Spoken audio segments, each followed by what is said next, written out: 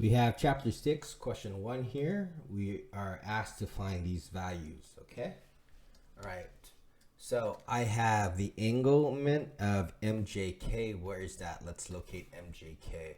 MJK, which is this angle here.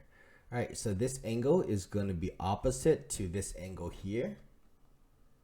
And we know that is 30 plus 70, so that is 100. So that this is going to be 100 degrees, okay? Because the opposites have to be congruent, right? Then let's go to JML, okay? JML here. So these are consecutive, so they have to add up to 180. So this is 80, okay?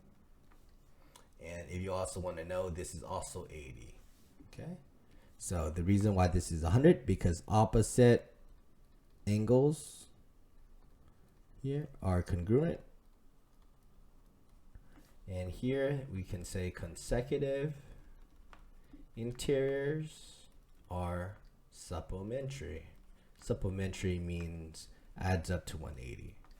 All right, so let's look at JKL. We already know that from earlier. That was equal to 80. And then we know KJL.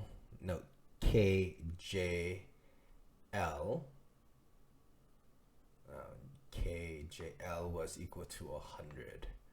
Okay. All right. Then let's find the value of A. We know that line JM is congruent to line KL. So 3A is equal to 21. Divide by 3, divide by 3. We get the A is equal to 7. Let's find the value of B.